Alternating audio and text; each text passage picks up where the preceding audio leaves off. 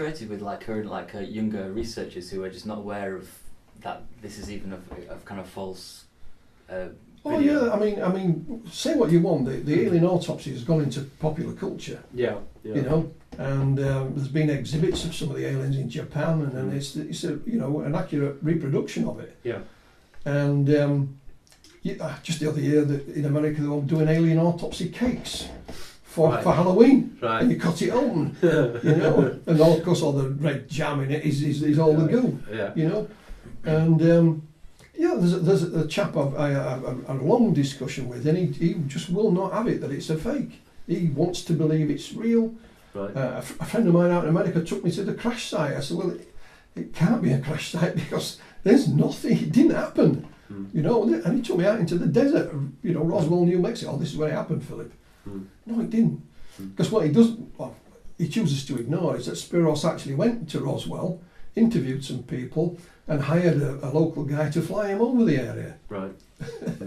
And he invented an artificial crash site. Right.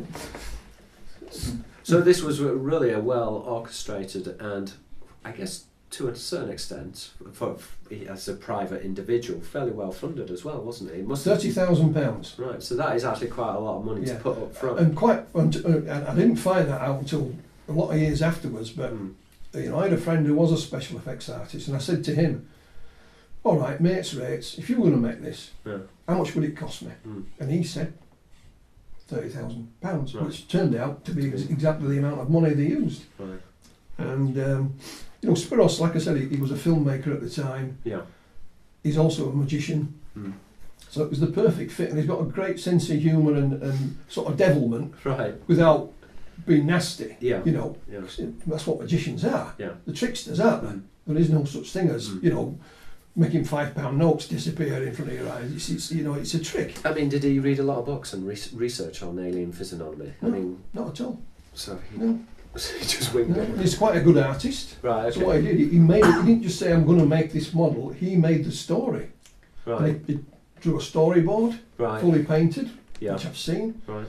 He contacted Kodak. Did his research. Yeah. And he even has a large file of military vehicles. Right. Because what they were also going to do, he was going to hire a disused, I think it was a disused go-kart track, and build a flying saucer. So this crashed with an actor done up as the president, and a military vehicle. The military vehicle would be 2D.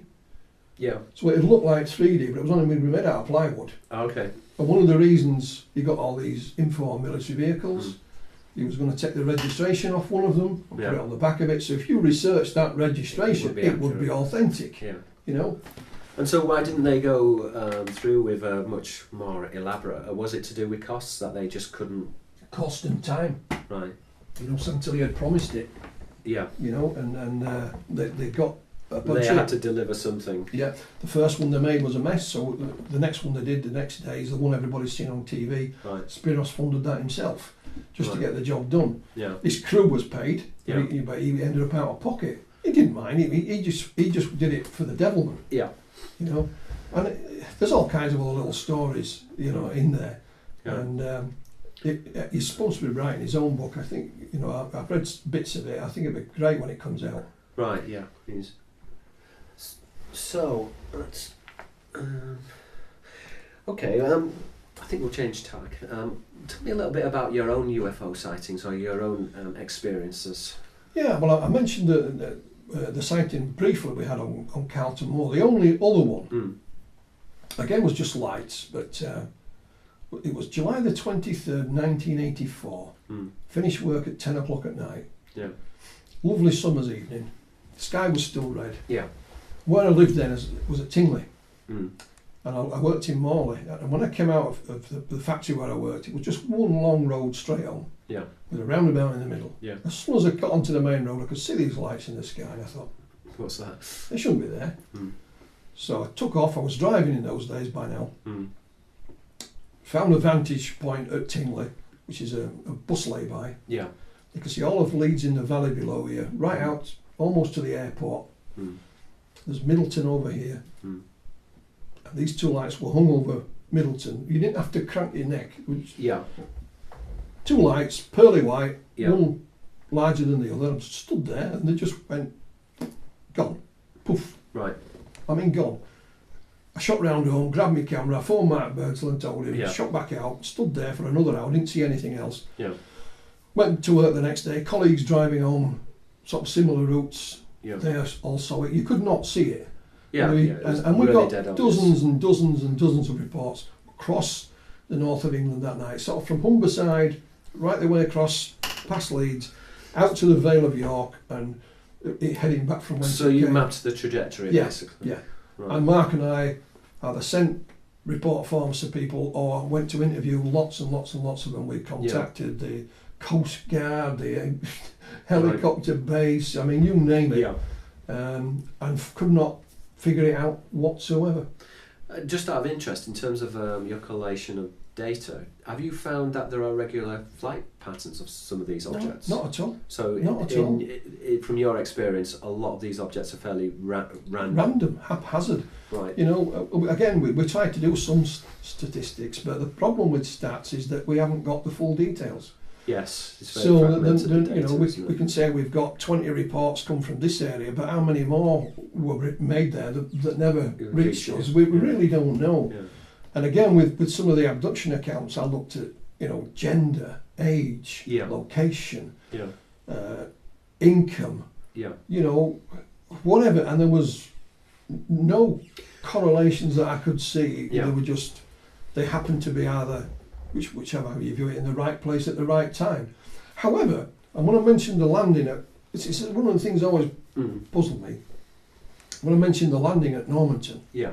it's broad daylight. Yeah. It's a busy area. There's a motorway either side of it, Right. but nobody else saw it, Right. or certainly nobody else came forward. Right. And that's happened time and time again. That people have said, I saw this thing, and off it went. Yeah. And I was sure the next day it would be in the newspaper or Yeah. on the radio, or the names would have seen it. And of course they didn't. Have you established any cases where there have been multiple witnesses, but only, let's say, only a certain group of individuals within a certain field of the object, or within a certain area of the object, have seen the object, and then no one else? No, I've not come across that. I mean, I have in the literature, but not personally. Not personally. Not personally. Right. But again, you know, I went to this place in North. It's a stone's throw from where I live now. Yeah. And you think, well, why didn't somebody else see it? Yeah. You know, down the years I've done a couple of newspaper articles asking for others to come forward and things like that. And I mean, not a thing. Yeah. Similar, we had a landing on the case just on the outskirts of Leeds. So it's in a really busy place. Yeah. Made by a retired Polish chap. Mm. Nobody else. Not a thing. Right. Nothing. Were there entities in that case? Yeah. Right. But we had other occasions where out past Kirkstall Abbey, Yeah. there used to be, I don't know if it still is, but there used to be a place where some of the nurses used to live from the hospitals. And they all, believe it or not, we were wandering around there on Christmas Day because they reported it on Christmas Eve. And it wasn't a party or anything like that, you know. We were in these fields on Christmas Day, you know. Yeah. And but they all saw it, Right. you know. And is there do you find that the people who are reporting this, that there is this pattern, that a correlation in terms of that they're having continued experiences, or do you find that there are one group of people who just chance upon this and then that's it, nothing else happens, and then you've got another group where there's this continual pattern of, Yeah, most of the time I think it's just a one-off. right. But there are certain individuals who do see a number of things Right. or experience a number of things. However, you have to be careful Mm. because I think sometimes, certainly if they have a close encounter experience, then they look up in the sky and every light they see is a flying Yeah. saucer. And they're not lying, No. it's just how it's affected them, Yes. you know. And you also have to be careful. This is about the one-to-one. I'll give you an example. A chap contacted me and he said, Philip, seen this thing out back my garden. And he wrote to me and he drew this marvellous spaceship. Yeah. And I said, I've seen it a couple of times. I said, well, next time, he didn't live far away. So Right. next time you see it, ring this number. Right. Anyway, it's early hours in the morning, he rung me, still there, right? I jumped in my car, You went on went there, out into his back garden, and it was the planet Venus. it. Right. But had you only taken him at face value from his letter, Yeah. and he was an educated man, Right. he drew this fantastic spaceship. And I said, well, it is extraterrestrial, what you're seeing. It just happens to be the planet Venus, Right. you know. And I'd suspected that. Right. And then, I was looking around his house, and there was a UFO book. It was the first one he'd ever read, because Right. he'd retired. Mm. And he was a local property owner. Right. And, he'd gone out back one night Seen Venus. and seen Venus.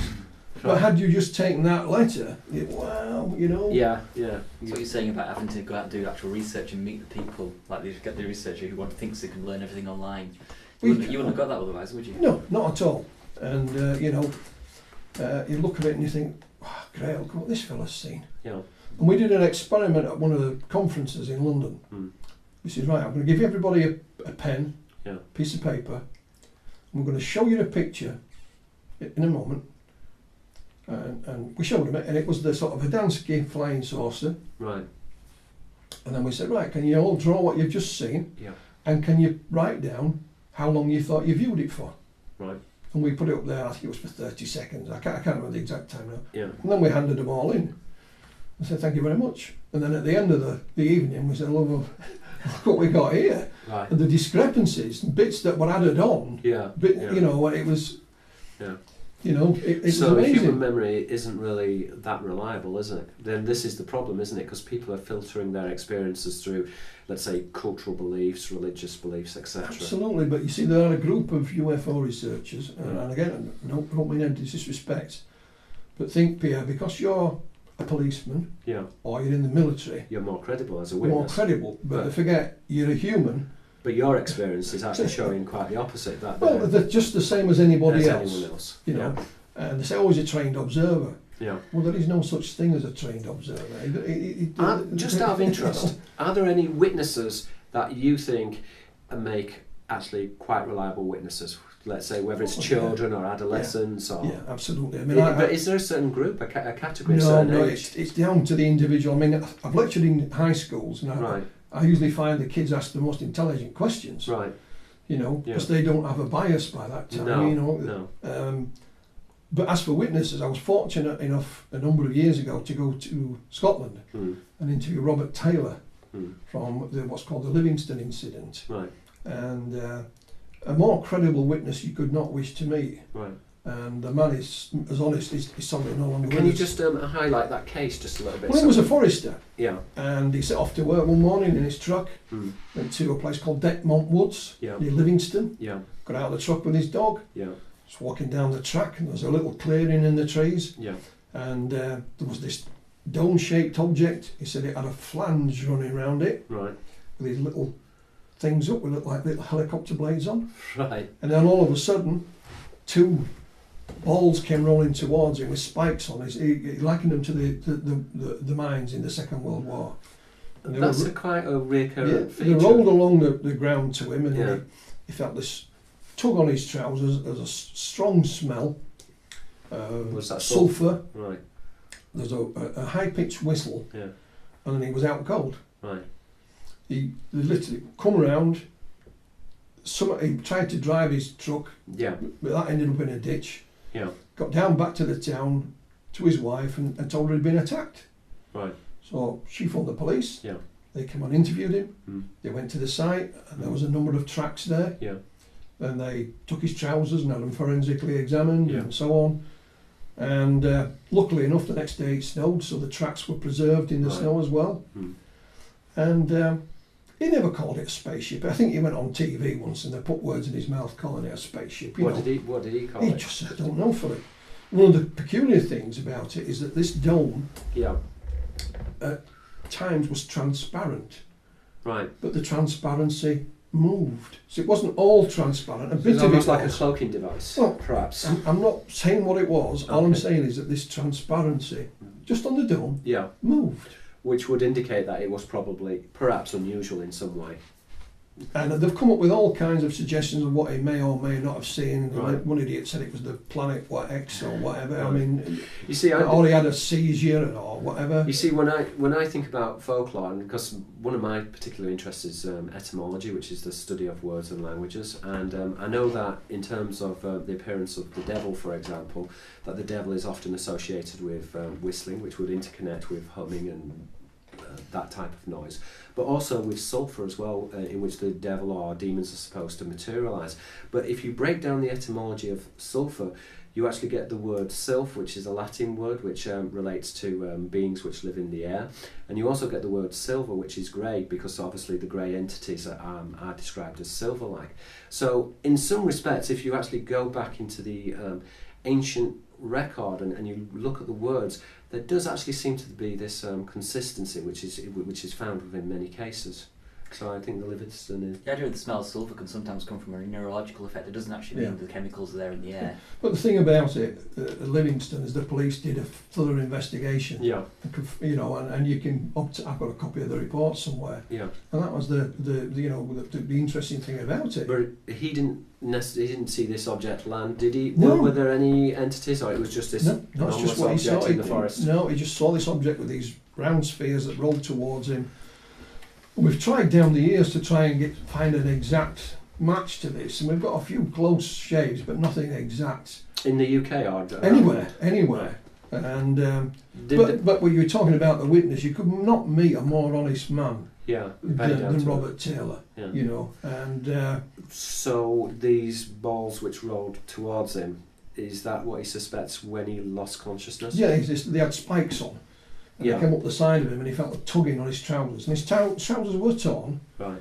There was nothing in the area that he could tear them on. No. You know, and did he have missing time? Yeah, about 15 minutes. Right. And when we talked about, there's actually a plaque there to mark the spot. Right.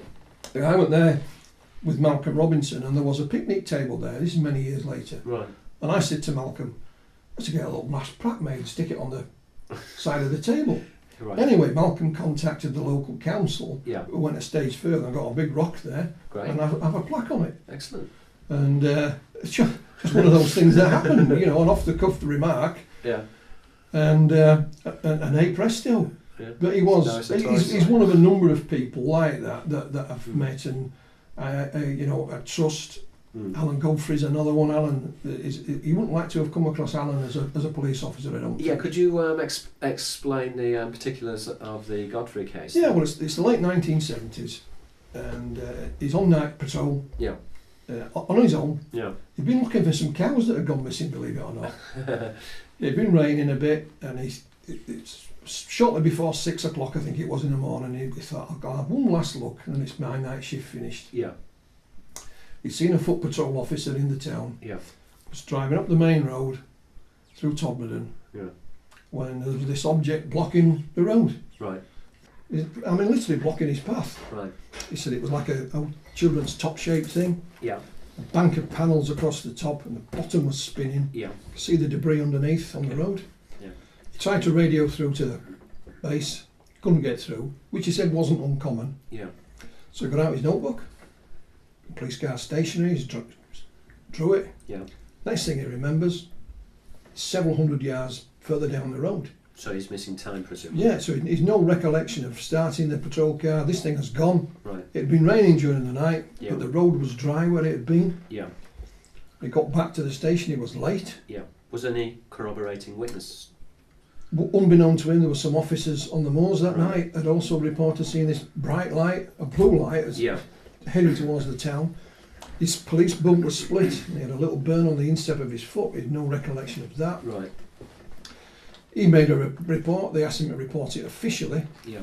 And of course, some months went by, and Alan went under hypnotic regression. Right. And I've seen the tape. It's not the greatest of quality, but all of a sudden there's this big bright light, and he shouts, "The light, the light!" Yeah. He throws his hands up over his face. Then he talks about seeing these beings, and he grimaces. And he says, "What's up?" And he says, "Oh, you know, they're ugly." Right. And he describes some other beings as having heads shaped like light bulbs. Okay. Now, I've met Alan several times. Yeah. And I say, "Philip, if I'd have got out my patrol car and had a brick, I Yeah. could have thrown it at that thing, Yeah. and it would have gone clank." Right. As for the hypnosis session, Yeah. he says, "Make of it what you will. I can't remember." Okay, No. so he in his conscious memory there is a break, if you like, in his conscious memory, but he, if you like, withdrew this information from his subconscious. Yeah. And Alan went public. Did he have any dreams after this? After he'd No. It was a one-off. Right. You know, he went public with his story. Yeah. And eventually he was he came out of the police force on medical grounds. He got injured in an incident in a pub one night. Right. But he's a very down to earth chap. I wouldn't have liked to come across him in his official line of duty. Right. Yeah. You know. So very credible. Absolutely, and his story's never changed. And here's an interesting little snippet for you. Yeah. The movie Fire in the Sky was made about Travis Walton. Yeah. The same production company also spoke to Alan Godfrey. And it was a toss-up between Alan Godfrey and Travis Walton. Now, wouldn't that have been a movie? Yeah, and they even did a little sort of, what do you call it, almost like a little pilot for it. Yeah, to see. Yeah, and it's awful when you see it. Yeah. But it showed you how serious they were taking it. So the Alan Godfrey story almost got made into a movie. Right. But they plumped for Travis Walton. Why do you think that was? Was there something particular about the Travis Walton case which... More witnesses, you know, extra witnesses to the event. Alan was on his own, you know, and there's not much of a backstory to it. There wasn't a manhunt like there was for Travis and that kind of thing. What was his interpretation of why these beings interacted with him, or why they... I think Alan just remains open-minded. Right. You know, he's convinced that thing he saw in front of him was a physical reality. Yeah. Hence, the scenario of throwing something at it would have gone clank. Was this just a one-off witness incident, or did this... No, that was it. That was it. I mean, you know, Alan has no interest in the subject, no involvement with it. Occasionally he'll do a talk about it and things like that, but maybe a little TV show. Did it have a negative impact on his life, or neither? He just got on with his life? I think it had a negative impact on his career because he was retired out of the police force on medical grounds. Right. I'll give you an example. I can't prove it, but Alan was injured in a delicate position, let's put it that way, on duty. Right. So they took him off the patrol car and put him on a push bike. Oh, right, okay. Which was not very convenient. So when he finished in the police force, officers from his own force raided the pub he was in to see if they were serving after time. Yeah. So you make of it what you will, but it doesn't, you know, have any influence on Alan's credibility at all. I mean, you know, he's very, very down to earth, and was, you know, he'd more to lose than he had to gain by going public. Yeah. Did he mention ever that he had been warned just to keep this discreet and not to make a phone? No, he asked permission to go public with it because he was photographed in uniform, you see. Right. And he got permission. Yeah. And this is one of the strange things about the MOD's release of the UFO files. Right. Alan submitted a report to the MOD, but it's not in any of those files. We can say they lost it or whatever. Right. Who knows? But the fact is, it's not there. Right. And it would have been interesting, just from a historical point of view, to know what was to see what he said in writing and compared to what his verbal testimony was like. And the drawings which he made, they're gone. They've gone. They're gone. Do we have recreations of these drawings? Yeah. I mean, Alan's reproduced them, and TV's reproduced them. Right. And he's one of a small number of people like that. I mean, we mentioned earlier about credible witnesses. It's not because he's a police officer. Yeah. That's just an incidental. Yeah. It's the man himself. Yeah. You know. It's when you begin to look at all of the evidence and the testimony. Yeah. And the fact is that he had more to lose than he had to gain by going public with it. But he decided to do that, rightly or wrongly. And it's not really an obvious thing to do, is it? Really, to make up a story when you're actually on duty as a police officer in the middle of the night. And I think if you accused Alan of making up the story, he might lose a few teeth. I don't know. You know what I mean? Yeah. But I give you, we mentioned Travis Walton there. We won't go into the story, but I read an old newspaper article about a journalist who went out to interview Travis shortly after the incident. Yeah. And he was met at the airport by Travis's brother. Right. And he said Travis's brother was the meanest, toughest cowboy you could ever wish to meet. Right. But he said to him, I don't care whether you believe my brother or not, but you better not laugh at him.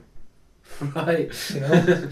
Yeah. So surely if they'd concocted it all, he would have said something different. You know? It's a bizarre thing to say. It does kind of lend credibility to the fact that his brother was convinced that something had happened which was very profound and very remarkable. I mean, I've met Travis again a couple of times and I don't doubt him at all. Yeah. And I think there were some major changes as well, wasn't there, in terms of the film? And in the terms film of was, but Hollywood's Hollywood. Yeah. They weren't making a documentary. Yeah. They made a film. You know, Entertainment. and that's it. And it's one. I'll mention it in passing. Yeah. But several of my books have been written as screenplays. Right. Got nowhere with them. Yeah. But it was just an interesting exercise, and I was very flattered that a lady in America decided they were good enough to put into a different format. Right. Excellent. And again, they're very different from the books because you're writing a movie. Yeah. So have they actually been made into films? No, series? they're purely just screenplays. Right. Okay. So. But they're there. They're there. Was the screenplays about a particular incident? Yeah. One of our books is about a UFO crash in Dalnogorsk in Russia. Right. It's the hill that the UFO crashed into is called Height 611. Okay. So Like a reference point on the map. So we called it Height 611. We've made a fictional story out of the real incident. Yeah. You know, but it is based on that. Right. And from my early research into alien abduction accounts in Britain, Right. that first was published as a non-fiction book called Without Consent. Yeah. Many years later, I rewrote it using certain incidents in the book, and I made it into a fictional story. Right. And I called it Once Upon a Missing Time. Once Upon a Missing Time. And so it's based on real events, but they're an amalgamation of events, if you like, rather than any one incident. Yeah. And again, that's been made into a screenplay and just Right. shortened it to Missing Time. Right. But it's there, you know. Yeah. I'm quite interested in certain, let's say, key patterns in terms of the abduction phenomenon. Is there something in your research which keeps on cropping up in terms of something, you know, whether it's just marks, whether it's in terms of the description of the entities or the type of personality or type of profile of individual? I think if you read the work of Dr. Eddie Bullard, who's a folklorist, right, and not a debunker or anything like that, but he took a large study of the published material on abduction from all over the place. right, And he says there are key indicators within the experience itself. yeah. Forget the content, it's how the experience happens. And how it's For example, filtered, one of them is what he calls doorway amnesia. right, People will see the opening of the craft or whatever, yeah, and the next thing they know, they're on board. Now that Yeah. you think about it, that happens time after time after time after time. yeah, So it's one of the patterns that, yeah, and he put out that he says there are certain parameters in the experience yeah. that make it. You don't have all of them, No, but there's a criteria there. Yeah, and there's a pattern to it. Yeah, And as an example, that doorway amnesia was one of them. yeah, And it does. You think, oh, yeah, it's right. You know, I never noticed that. yeah, But as for age, gender, location, yeah. anything like that, It's very random. Yeah. we've no idea. Yeah. But again, we're not dealing with a full deck of cards. We don't know how many other cases have not been reported, so we can't really make much sense Yeah, of I'm it. kind of interested in. Obviously, there's the individuals who have repeat occurrences where they seem to be, at least in their own mind, that they're interacting with, let's say, alien entities, or however you want to define that. And then you have just the cases of where an individual just stumbles upon a UFO, whatever you want to call it, a flying saucer, and then that's it, it's gone, and they never have any other kind of incident in their life. But I'm kind of I'm interested, do those cases correlate, or are they completely different? No, they still have those correlations. Right. But the incidents you mentioned there is also the same with the paranormal. Yeah. You'll have somebody who, for example, will see a spirit or ghost, whatever Yeah. you want to call it, Yeah. and it'll be a one-off. Yeah. But then you have others, Yeah. and it goes on and on and on down the years. But again, that can also be a question of interpretation, where one person might say that was a spirit, another person might say no, that's a person in the silver space. Well, that does happen, yeah. Yeah. That does happen.